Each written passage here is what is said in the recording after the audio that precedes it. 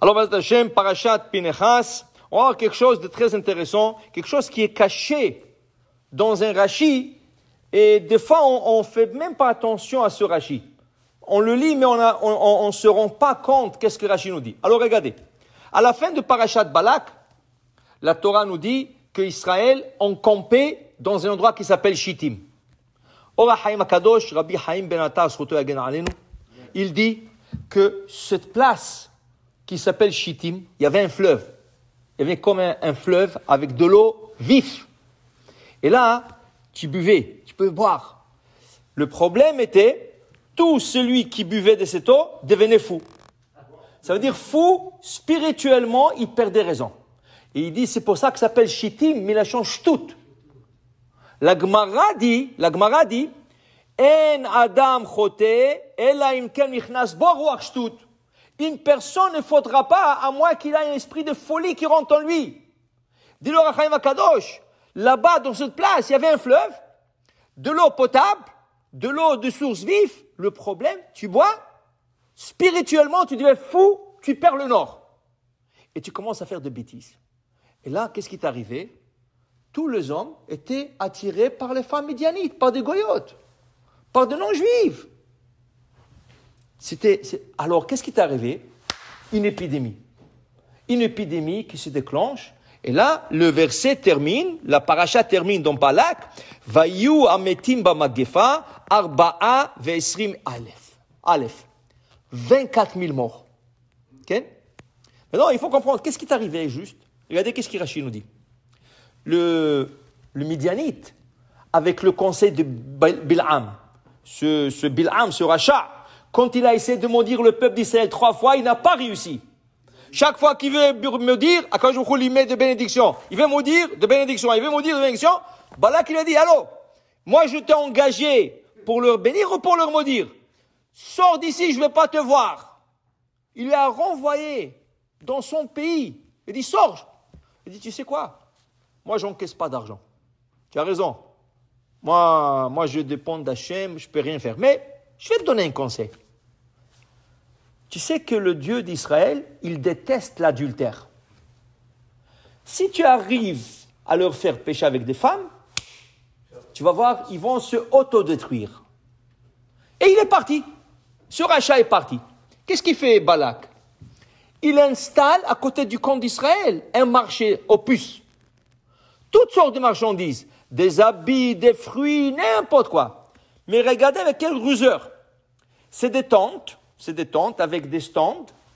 Dehors, des femmes très âgées, 80 ans, 90 ans, bien habillées, sniout, que tu veux.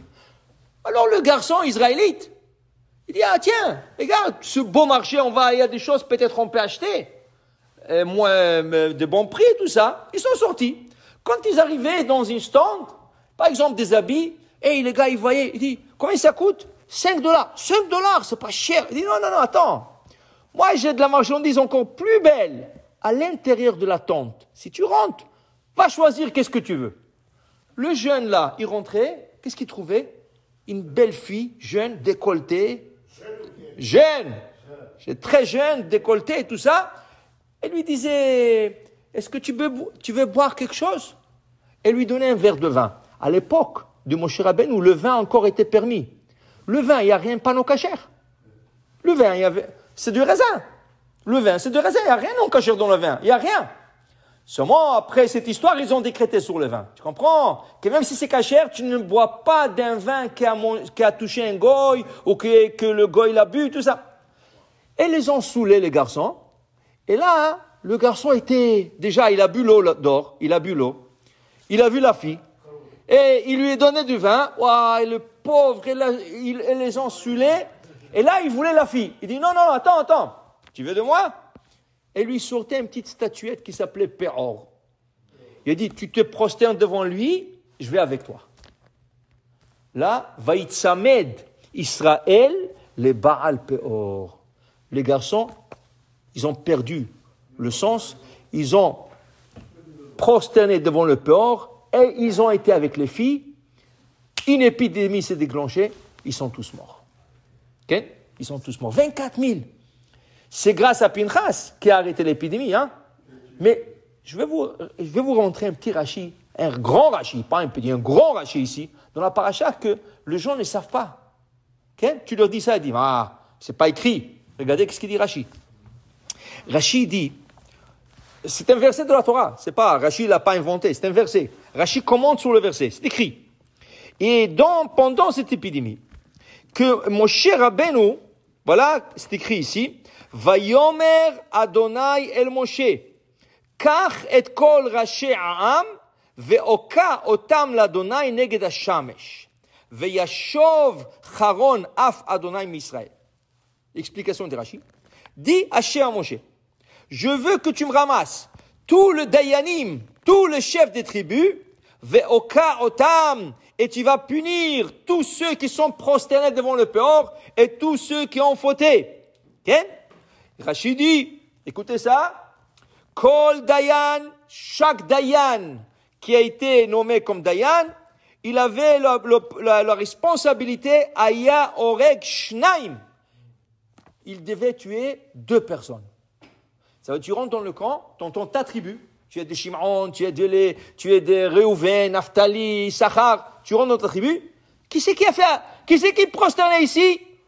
Lui, on l'a vu. Il est tué. L'autre, il est tué. Chaque Dayan, il doit tuer 2 personnes. Ceux qui ont commis l'idolâtrie. Okay? Dit Rashi, mais combien de Dayanim il y avait? Dit Rashi, Shmona vedayane Israël, Shmona ribo, ou Shmona talafim, 88 000 Dayanim.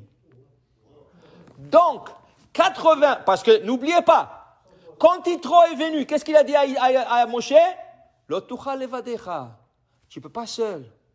Il faut que tu nommes des juges de Dayanim. Sareh alafim, vesareh meot. Sareh hamishim, vesareh asarot. Des Dayanim qui sont en charge de 1000 personnes. Des Dayanim qui sont en charge de 100 personnes. Des Dayanim qui sont en charge de 50 personnes. Et des Dayanim qui sont en charge de 10 personnes. Alors, comme la cour de petites créances, un peu plus grande, jusqu'à arriver à la cour suprême, c'est Moshe Rabbeinu.